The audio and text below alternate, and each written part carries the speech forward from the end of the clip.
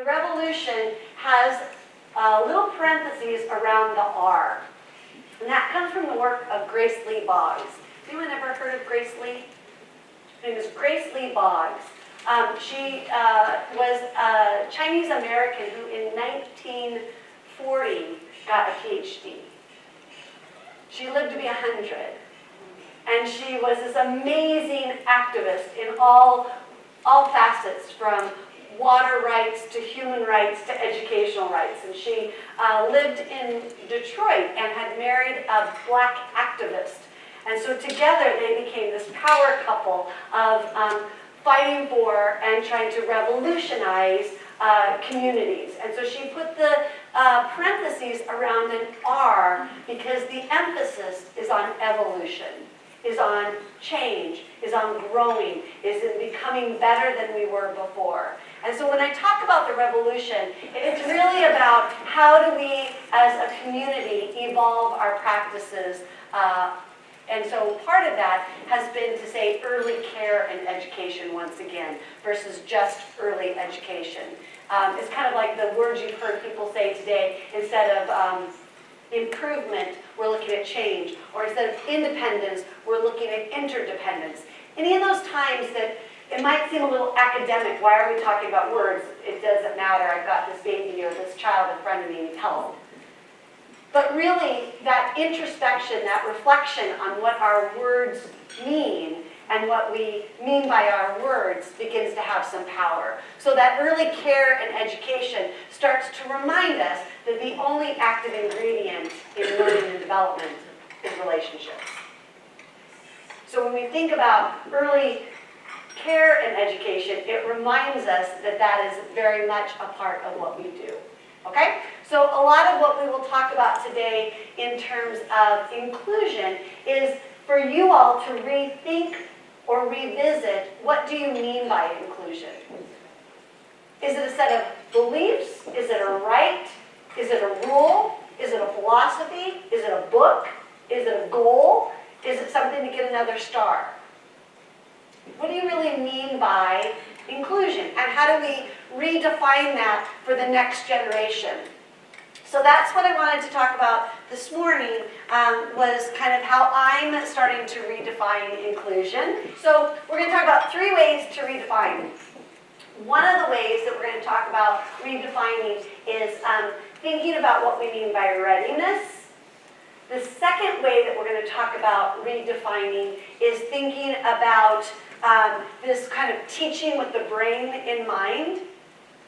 And we'll talk a little bit about mindfulness and what that means, because we've always been doing it, even though it sounds very chic and hip right now. It's something that we've always done in early care and education. So we'll talk about teaching with the brain in mind as a way of looking at the whole child. That came up when Jenny was speaking this morning, so it'll be a theme that will come out in my work as well. And then we'll redefine inclusion in a third way by looking at the elephants in the room. I like to call out, like, the emperor doesn't have clothes. Like, y'all, really, let's call it out. So I like to really just call out the truths about some of our habits and practices and then stop doing them. So you'll hear me talk about some things about calendar time or circle time or self-contained classrooms or whatever. Nothing is sacred with me, so if I offend you, I don't mean to.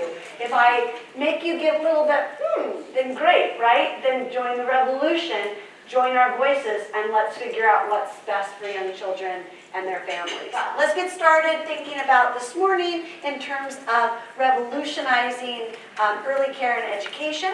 And we're going to start that with our first way of redefining, which is about readiness. So readiness we hear a lot in terms of kindergarten readiness, but we can think about readiness really big. So everybody has a sort of different notion of, is something ready? And so whether it's ready to move towards inclusion, ready for inclusion, when if we look at what was shared earlier, that you were born included, and so how did you lose it to get it back, right? So I want you to be thinking a little bit today about, how do you define readiness? How many of you are members of the Division for Early Childhood? Wow, that's really good. Normally there's me. So that, yay. So So the Division for Early Childhood, how many of you are the members of the National Association for the Education of Young Children? Okay, good. Also, I like to say that early childhood is so important, we have 2 professional organizations. When in fact, I would really argue we should have 1. Why would we have a silo for children with disabilities and a silo? It starts everywhere and is everywhere. From teacher preparation, general ed, and special ed, to our professional organizations, NAEYC, DEC. And we kind of cross a little bit in the messy middle, but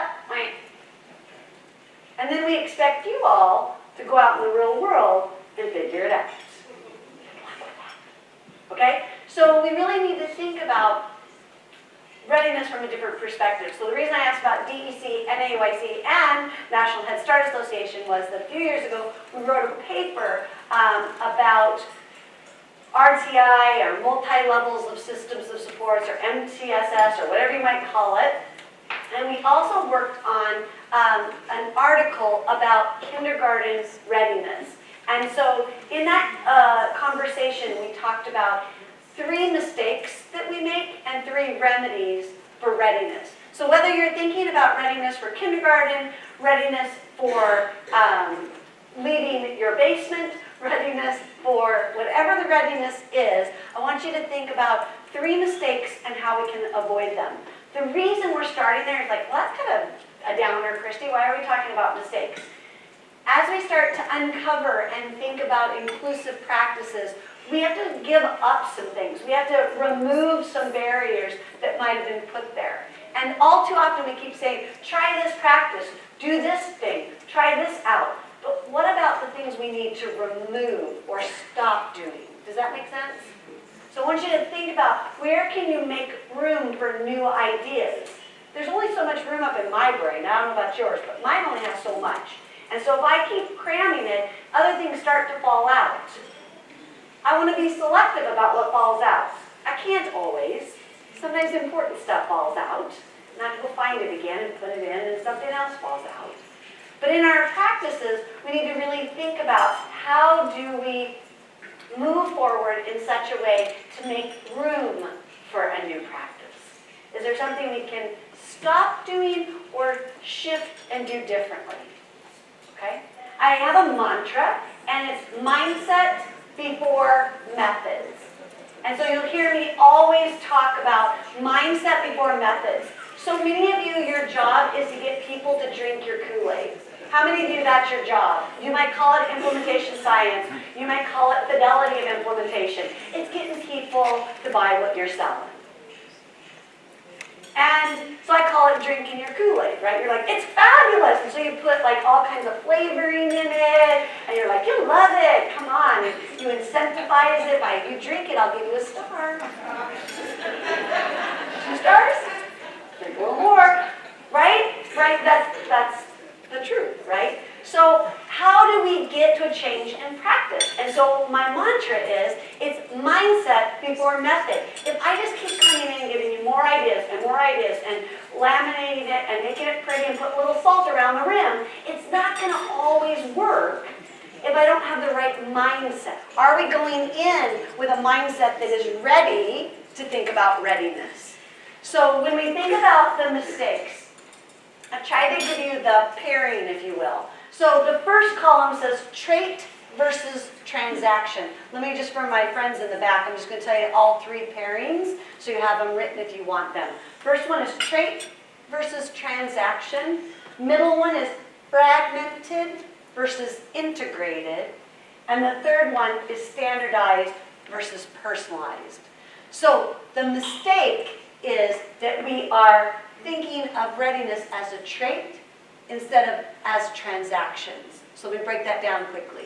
When we ask, is the child ready? Is the teacher ready?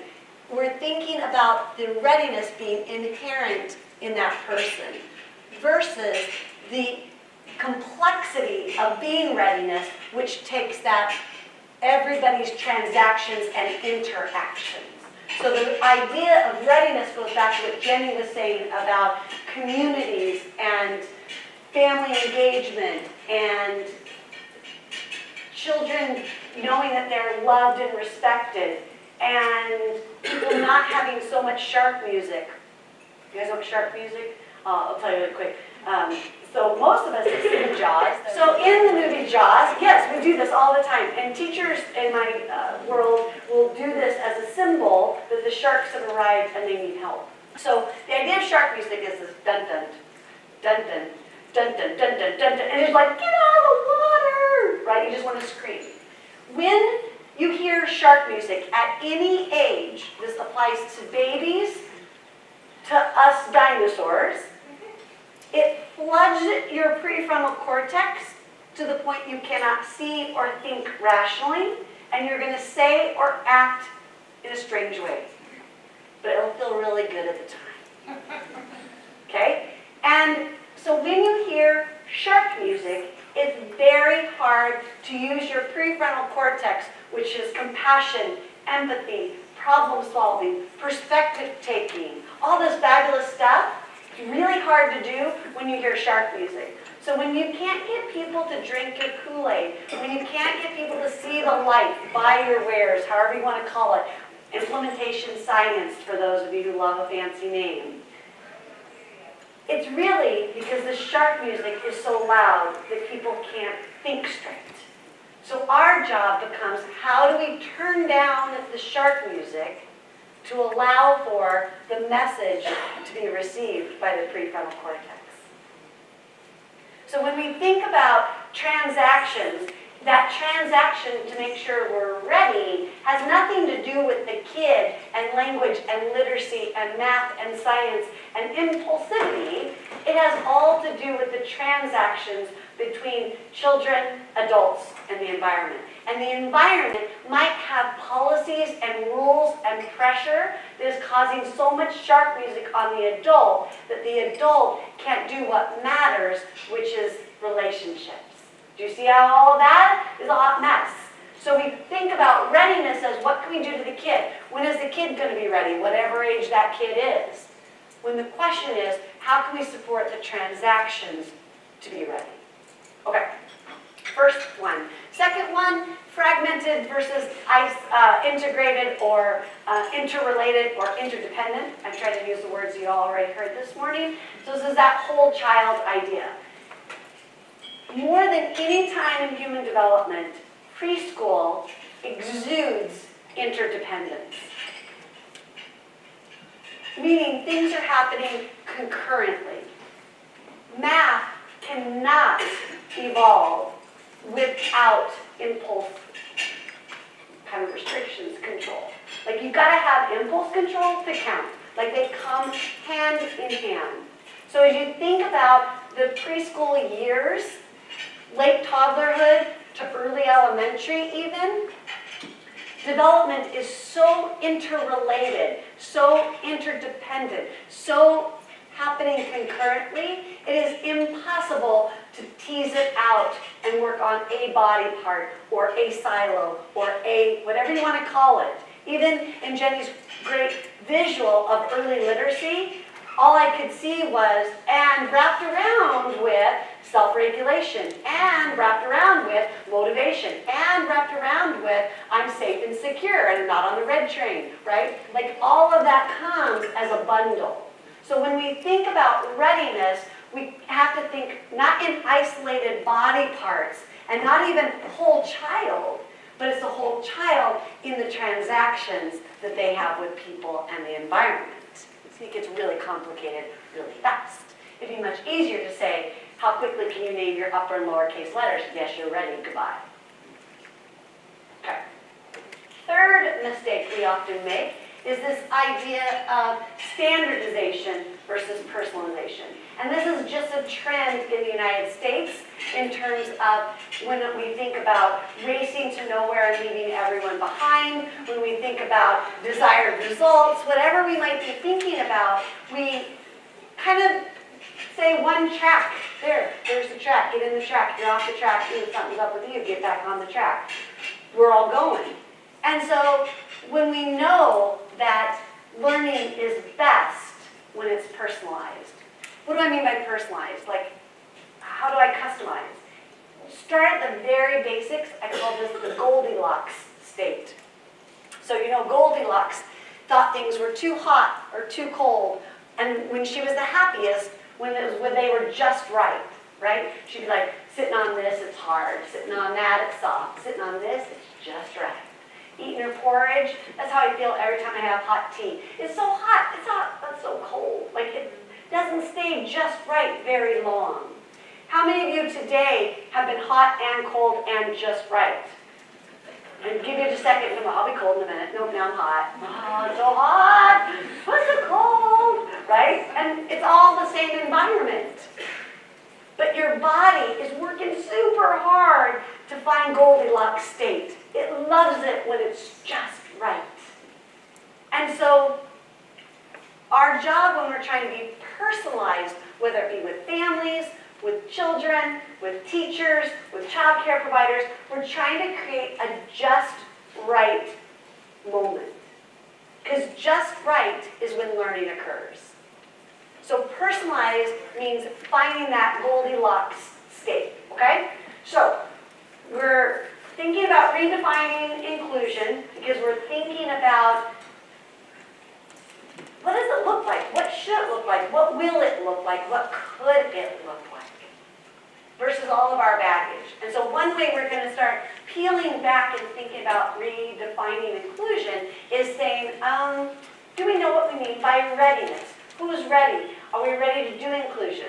But these are the three takeaways at this juncture. So to redefine inclusion, we explore what we mean by readiness, and we try to avoid the mistakes, and we try to emphasize the solutions.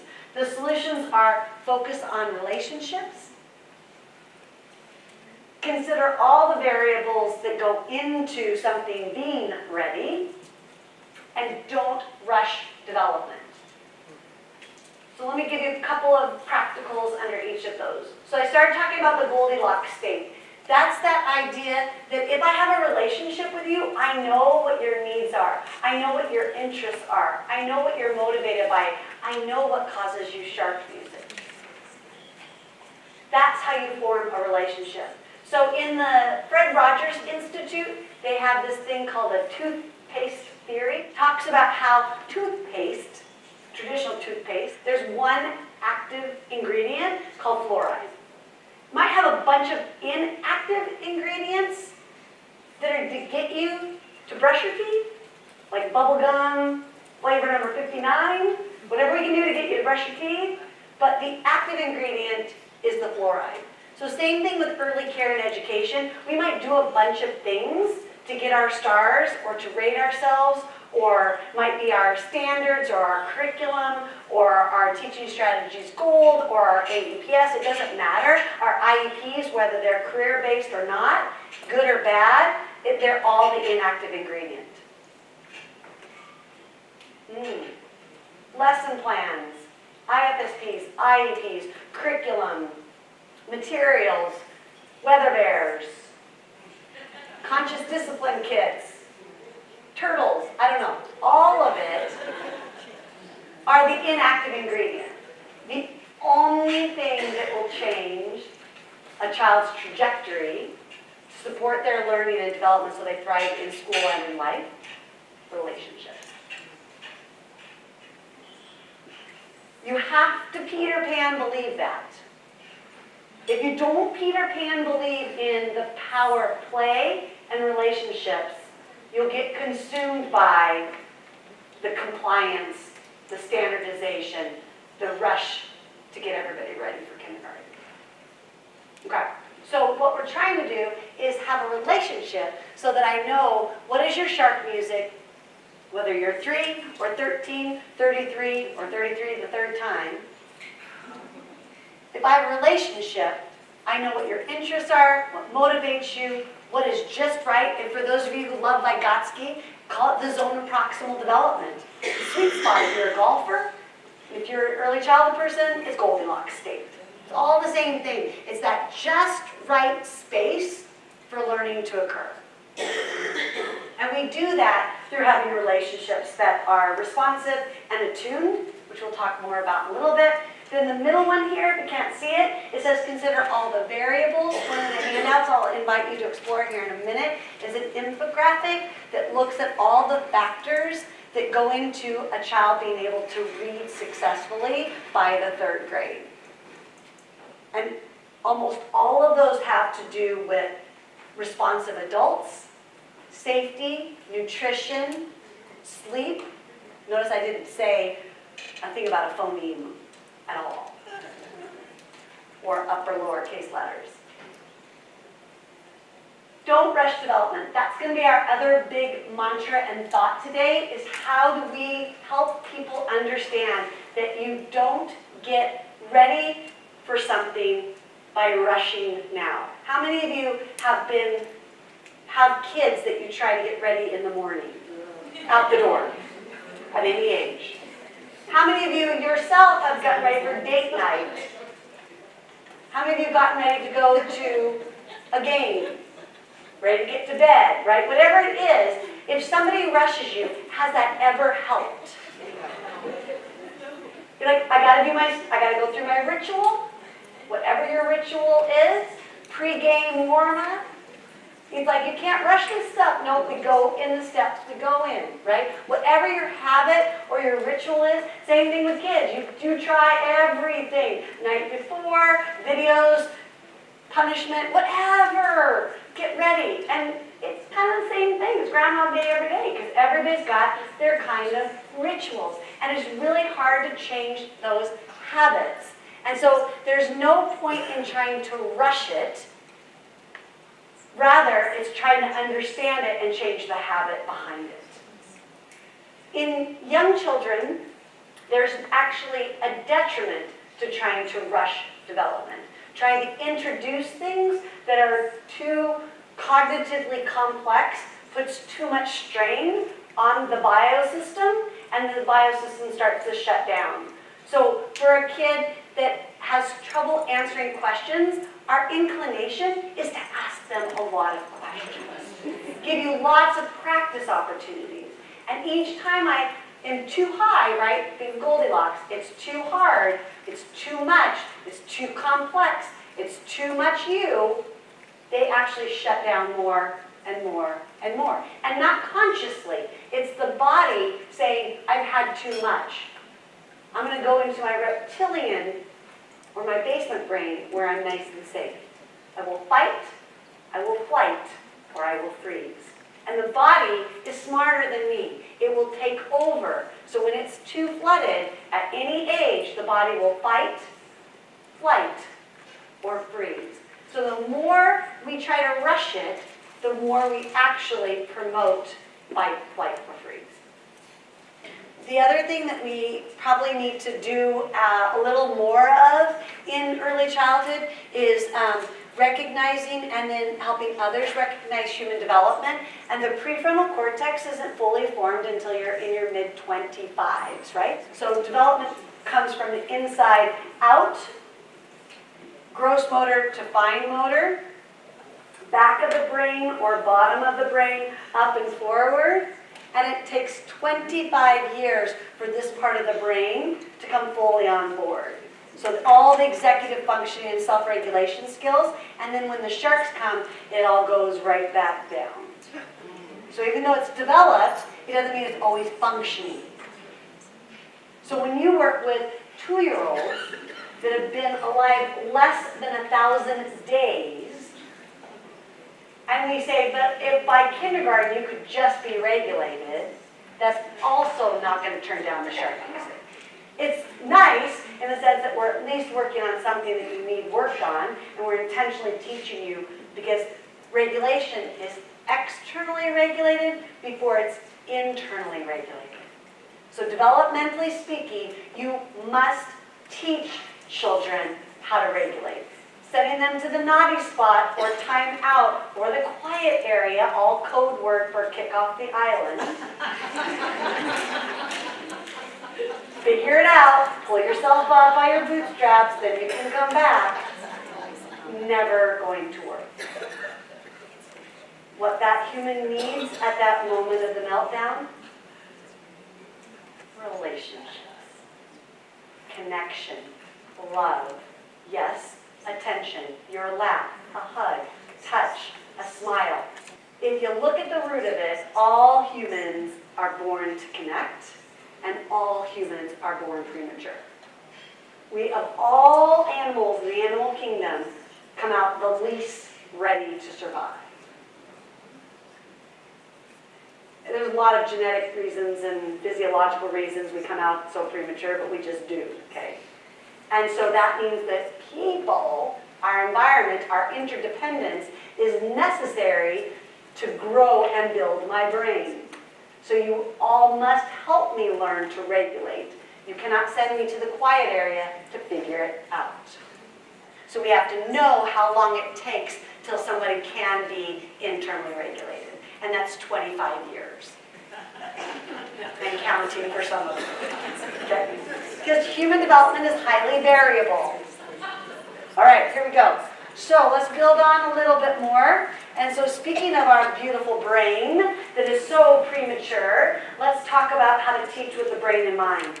But the second way that we begin to redefine inclusion, and we don't see it as a trait, we don't see it as putting kids on IEPs with kids without IEPs, it doesn't matter. It's about ensuring that all children thrive in school and in life. We think about mindfulness as a way to accomplish inclusion. These are things that build children's brains, remove barriers to learning, and allow space for inclusion to work. That make sense? So mindfulness practices really promote those relationships and really create opportunities for inclusion. Mindfulness is really stuff that we already do. We just maybe didn't call it that. So if you do things like conscious discipline, if you are kind of exploring different ways to deal with challenging behaviors, many times one of the reasons children have trouble with inclusion, label or no label, is because they can't sit crisscross applesauce. They aren't able to be regulated. And it takes so much external regulation that there's no time for the other hashtag too many kids in the classroom. Okay? So, we're going to try to promote the brain in a way that is conducive to allowing this child to be able to go out to dinner with their family, make it successfully through Target. The idea, though, is that if we teach with the brain in mind, we're more developmentally appropriate, our expectations are more in line with that Goldilocks state, and we're able to create space for all kids to be included because we've kind of got a handle on what is important. Do you see where I'm kind of going with this? So by teaching with the brain in mind, we understand what supports young children need because they're young, not because they have a label. So we don't get fearful because you have a label of autism or cerebral palsy or Down syndrome or whatever it is, or challenging behavior, being kicked out of every da-da-da. All labels aside, you're young. You are going to need support. So what do we do to support all children versus retrofit for each child? So here's a base level of practices that if every adult were to do these things with children, all children would do better. Make sense? All right. So we broke mindfulness down into two key components: focal attention and openness and receptivity. Okay? How many of you do the class or are evaluated on the class? Okay? You know parallel talk and self-talk? Yeah? You're going to find that in here. So just about any Eckers, Itters, class, any way somebody wants to judge you. Oh, sorry. Give you feedback.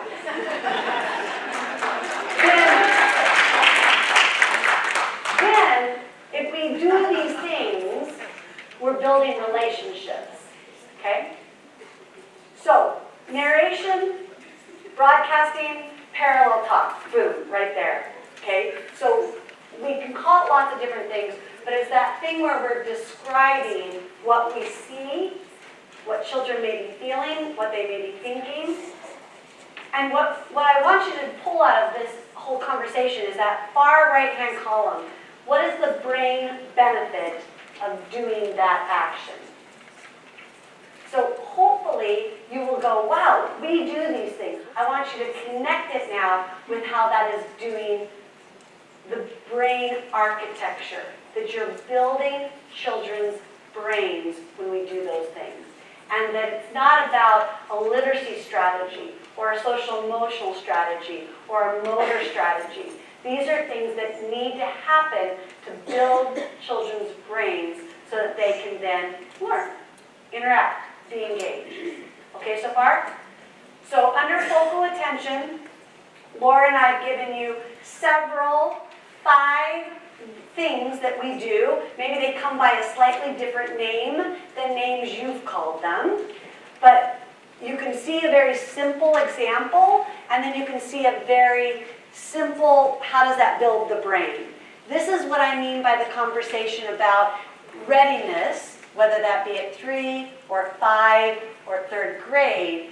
How do we talk to people about what's going on in the brain in these early years? And that the only way to get early literacy or regular literacy to come online is to support the brain wholly. The brain is happiest when it's fully integrated. How many of you have heard left brain, right brain?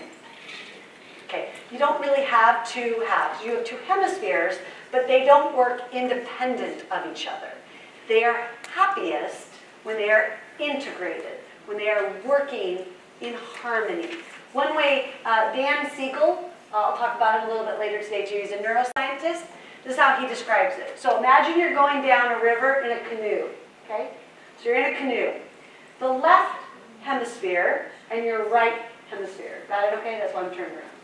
So, left hemisphere, if your canoe is too much left brain or left hemisphere, it goes to the bank of rigidity. And your canoe just hits the bank, doesn't go down the flow, and it's just rigid. Does anybody know anybody that's heavy left brain?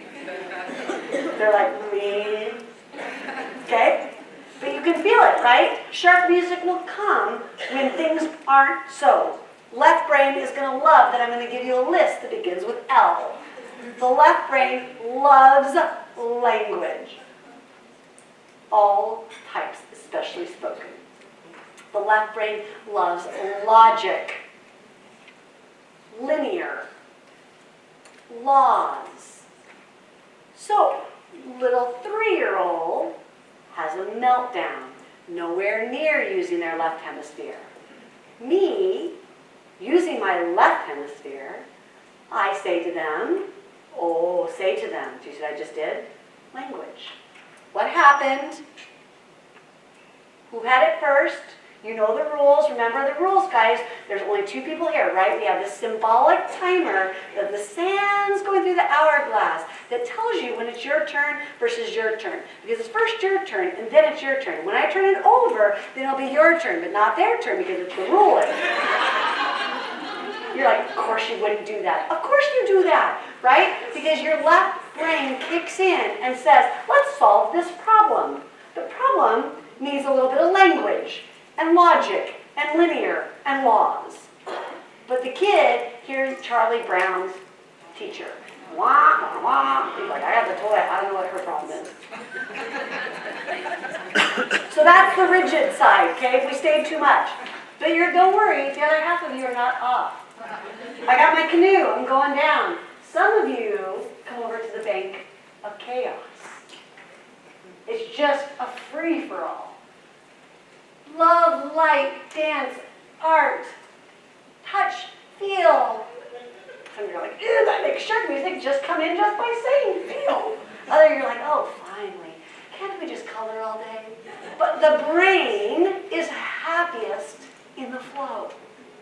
When the canoe is going down the middle of the river, not hitting rigidity and not hitting chaos. So our job as brain architects is to build an integrated brain, a left and right hemisphere that talks to each other and keeps the kid in the flow. That's what all of this building the brain is doing. If we keep teaching letters, numbers, all heavy left brain, even if you do it while you're singing. A little better, okay? But we need to do things that fully integrate the left and the right hemisphere through focal attention strategies. So this open, receptive state of mind, how do we help children? How do we model and how do we create space in their brains to be receptive to the content that we're covering, to the curriculum, to the standards? The idea is that we want to start thinking a little bit differently. So one of the resources that you were given was your blended practices book. It might be in your suitcase or in your car, but if you have it, I'd like you to open it. I'm going to refer to it. So it's the blended practices textbook. We're going to go into chapter 3. And I'm going to talk about some things in chapter 3. It starts on page 41. The reason I start with chapter 3 is because another one of my mantras are saying is, what's your what? Sometimes we say we can't do inclusion, or inclusion isn't working, or I don't like inclusion, or whatever we say, because kids are continuing to struggle. It's not working. See, Christy, I told you it wasn't going to work. Got to go back. Whenever children struggle to learn, I had a friend in Canada who said, if you have to repeat yourself, the child is not the slow learner. I'll say it again. If you have to repeat yourself, the child is not the slow learner. Our habit, our left brain, when the child struggles, our habit is to say it louder in the hallway with somebody with more letters behind their name. So pull out, pull over, pull aside. That's our go-to when you struggle. I'm going to argue that you need to step back and ask, what is it that you want the child to be learning? What is your what?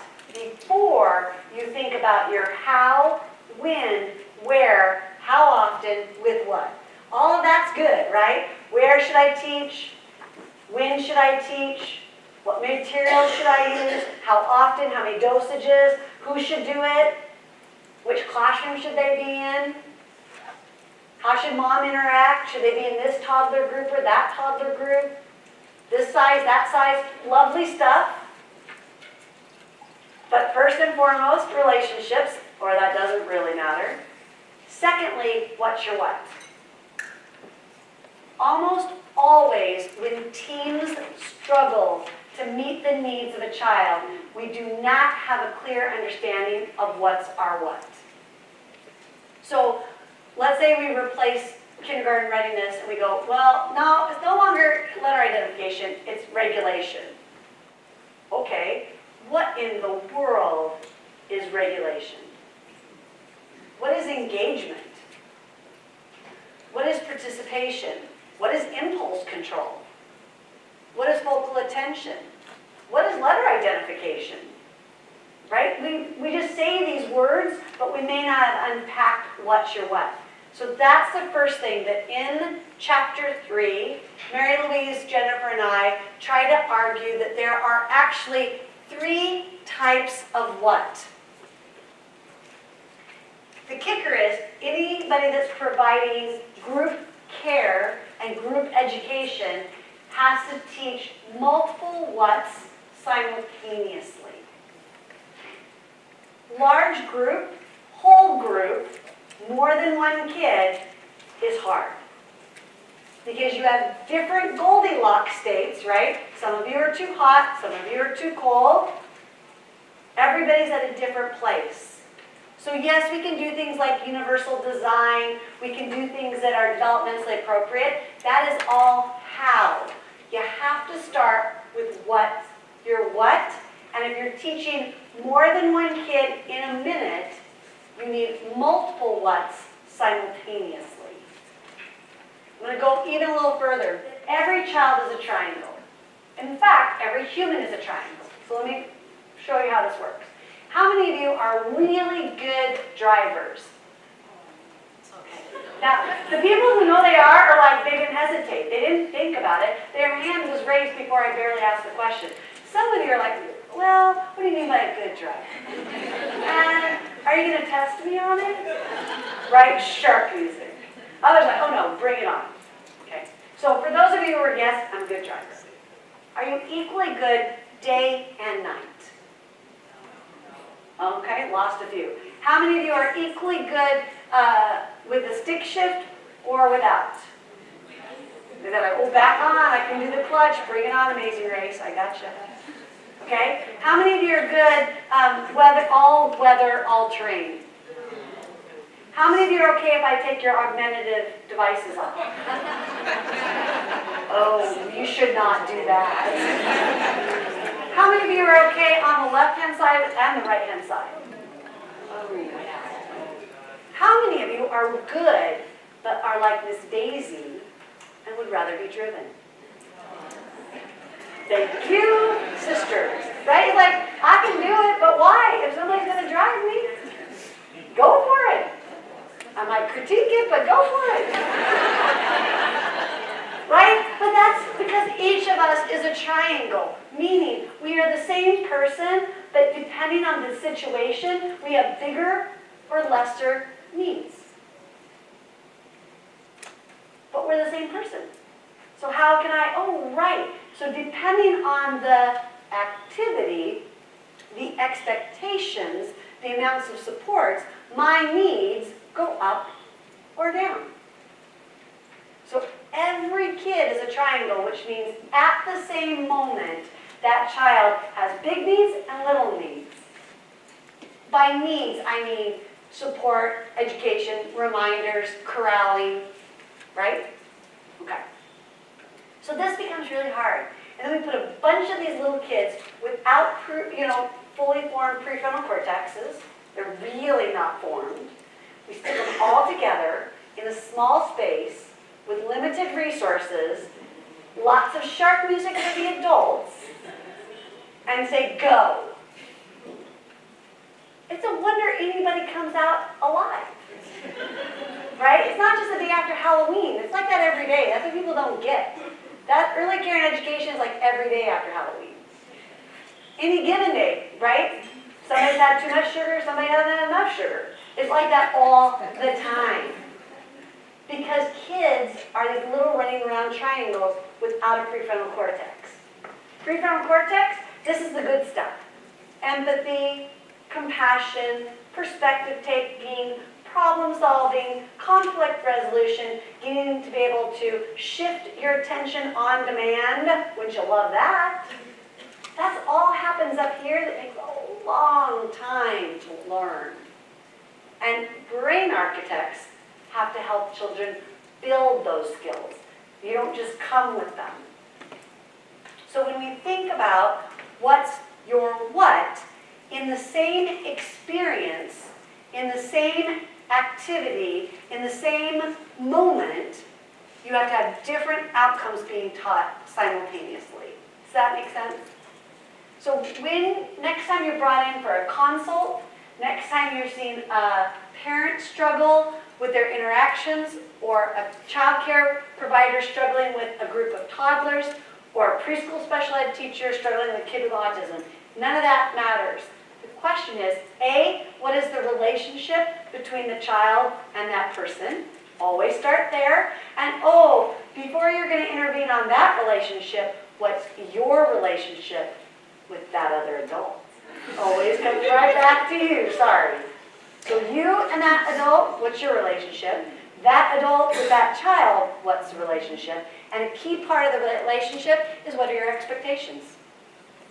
What is it that you're trying to accomplish, right? You're trying to get out the door in the morning and people aren't dressed. That's a problem, right? That's shark music. That's when we get rushing things. Kindergarten's coming, kid. I know you just turned 3, but kindergarten's coming. Let's go. We got to get ready.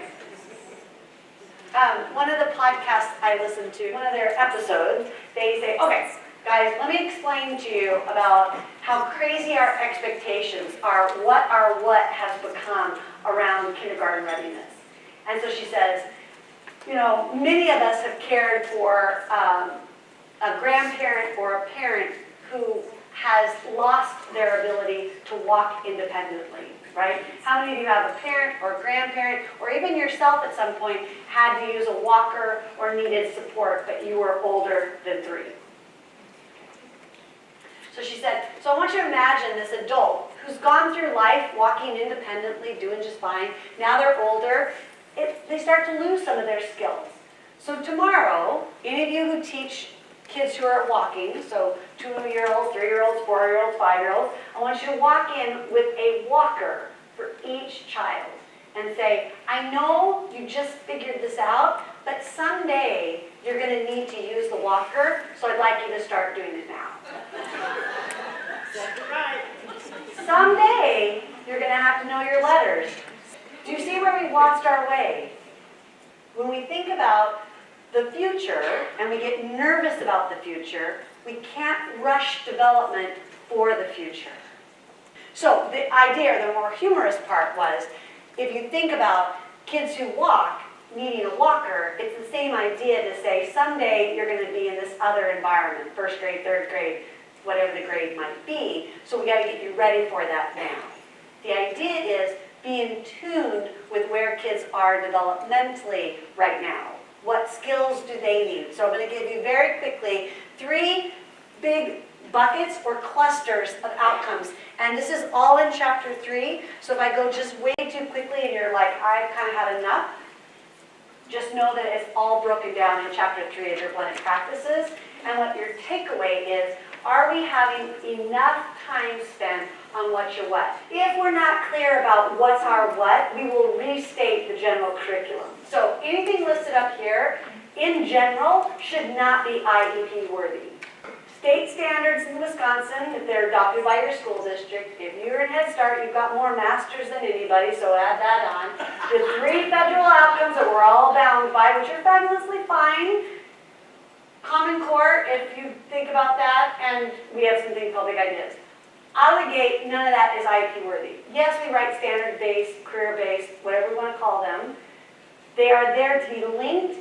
The IEP is there to ensure that you learn these things. It's not to restate these things as your IEP. So I won't go too far into that because not everybody lives in that land. But the idea is, what are the common expectations for all young children? And then what rises out of that to become IEP worthy? What is keeping the child from accessing, engaging, and making progress?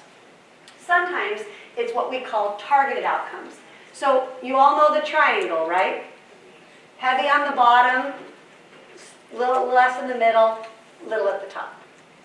In early care and education, mostly toddlerhood to early elementary, we're actually a diamond shape. By human development and by definition, most of our children will be struggling, meaning they're novice learners. They've been alive for less than 2,000 days. So I say it's a triangle, meaning most of our children will need support. Most of our children will need more dosages. Most of our children will need more, whatever you want to call it. Does that make sense? So if you take your triangle and make it a diamond, that is a better representation of the proportion of children who will need support. So when we think about inclusion, it's not even about IEPs or not. You're working with 3-year-olds. You're automatically up in the ante. Making sense? Okay, so more children will be needing targeted outcomes. So all of those standards need to be peeled back a layer to understand what's happening concurrently. Why is a child struggling to learn the milestone or the expectation?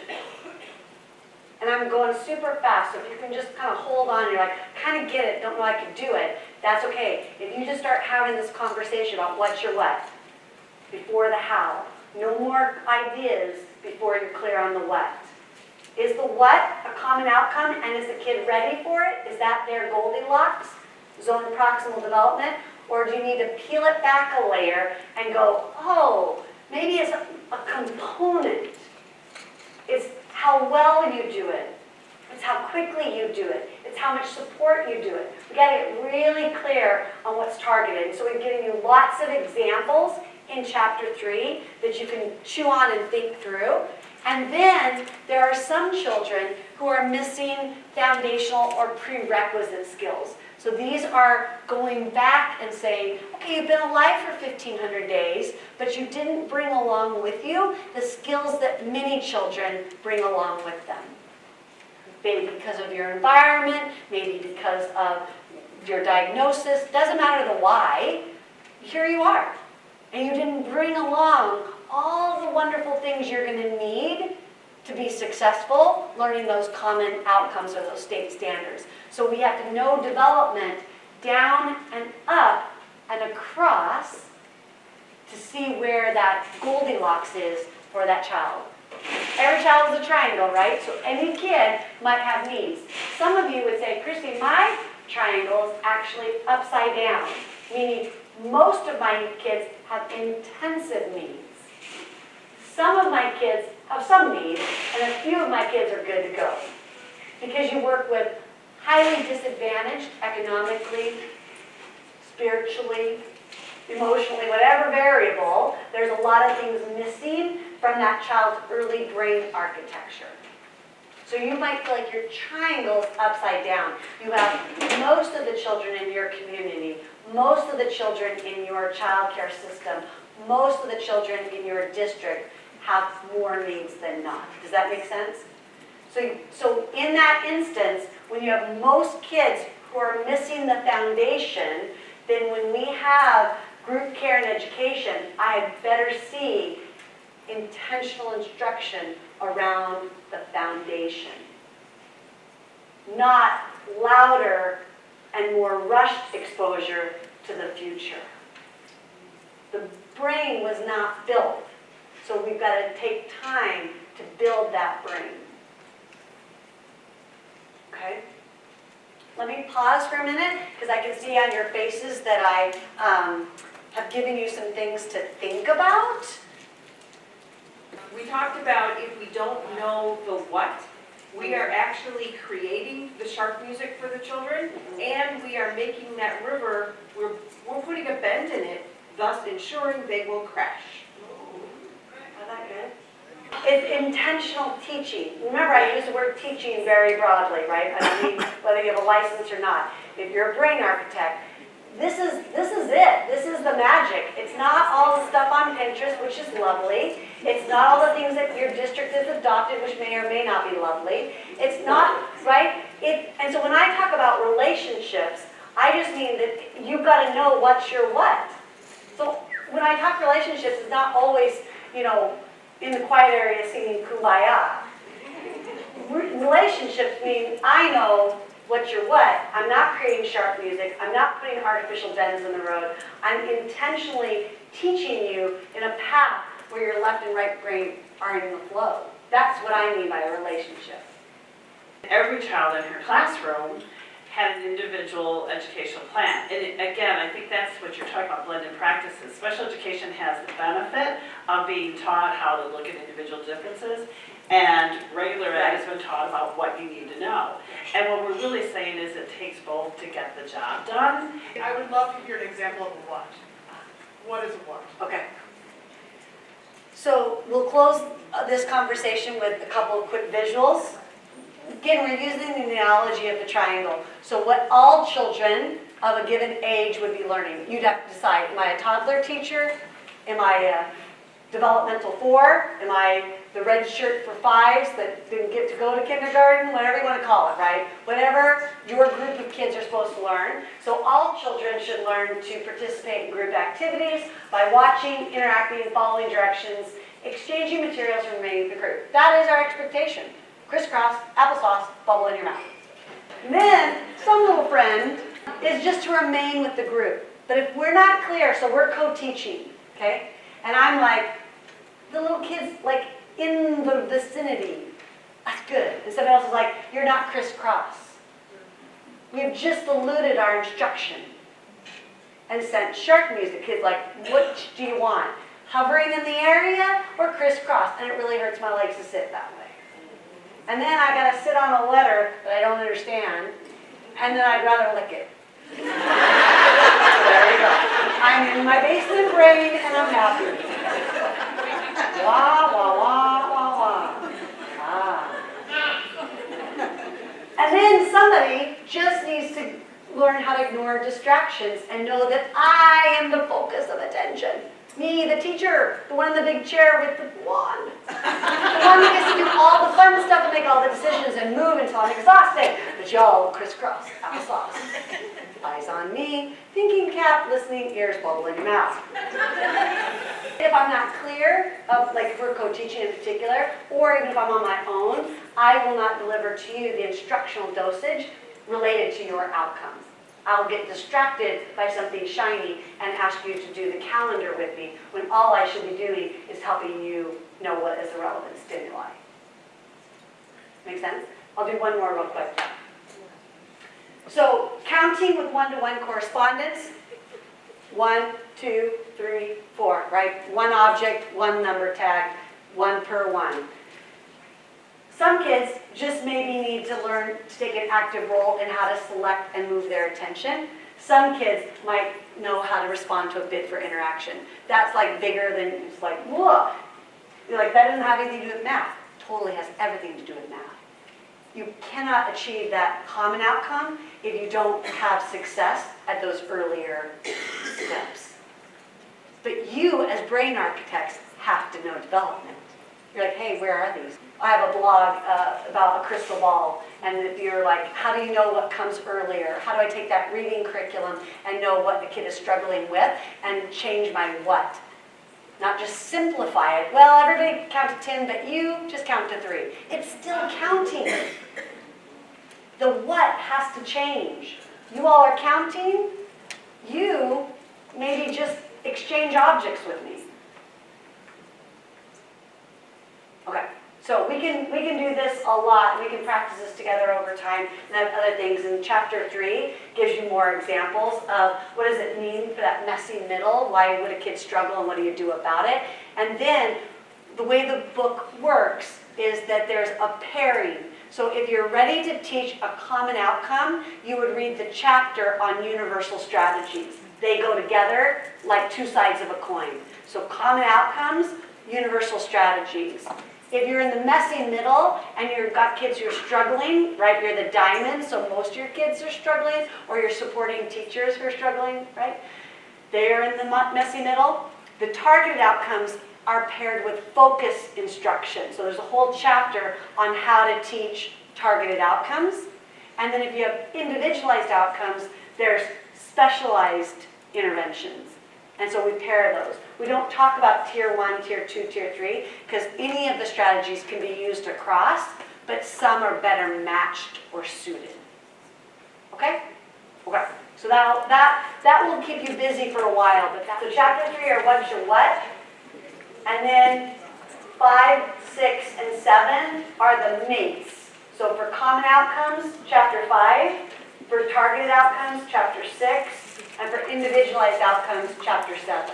The third way we redefine inclusion is you look for the elephants in the room.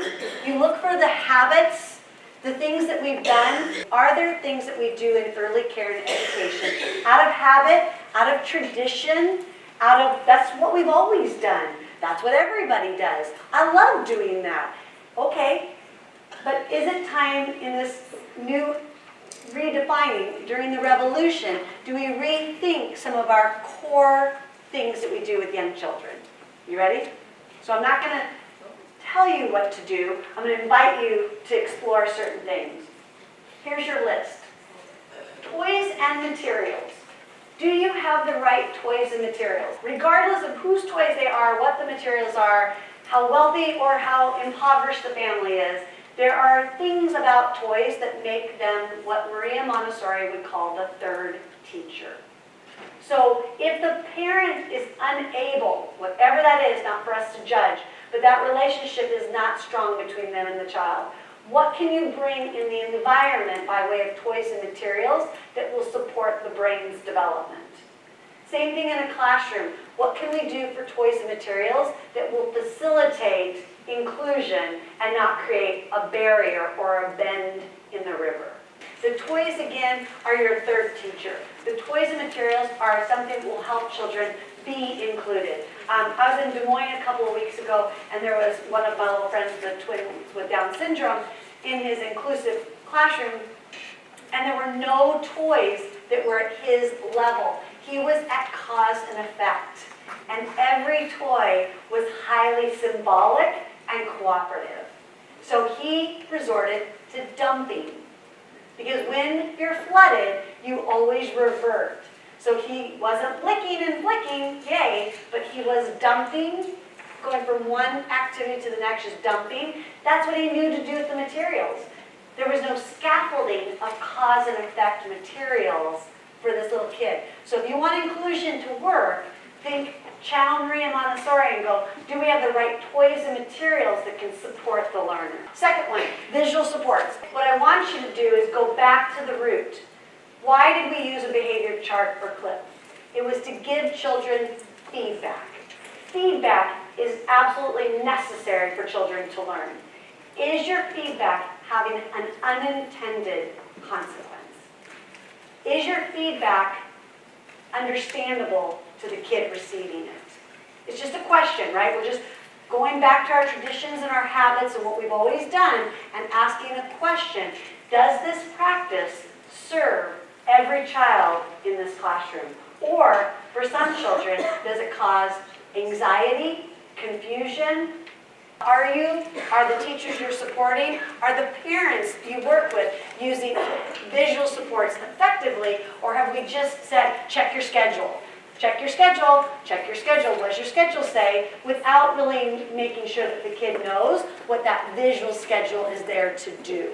Circle, snack, and calendar. You're interested in thinking about your tradition, your district tradition, your child care agency's tradition, if you've got a preschooler at home, your own kids' school's tradition or habit around calendar, snack, and circle. So I'll just entice you into my last comments too. Circle time, we make an argument, is a choice. So whether or not children come to circle becomes a choice. And so that's that whole series.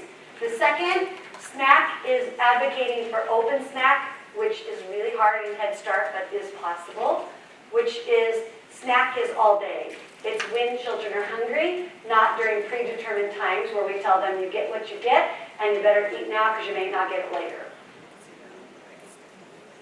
Self-regulation stems from having your basic human needs met. Self-regulation stems from recognizing your most basic human needs of hunger, thirst, being tired. Last one, calendar time. If you're less than 7 years old, I'm going to argue it has very little need.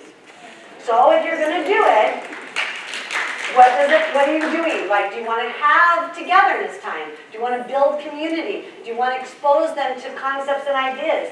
Okay, but just make sure that a calendar organized in rows of 7, not 10, is even a developmentally appropriate math skill.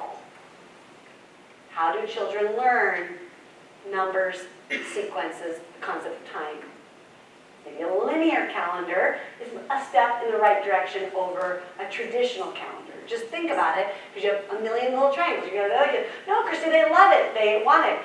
Okay, it's both and. You've got a whole classroom. Does everybody have to come to calendar? So that's the elephant in the room. That's what I'm going to leave you with. I want you to take 30 seconds and, make a commitment to each other or yourself. What's one thing I'm going to do? I'm going to listen to, download, think about, share.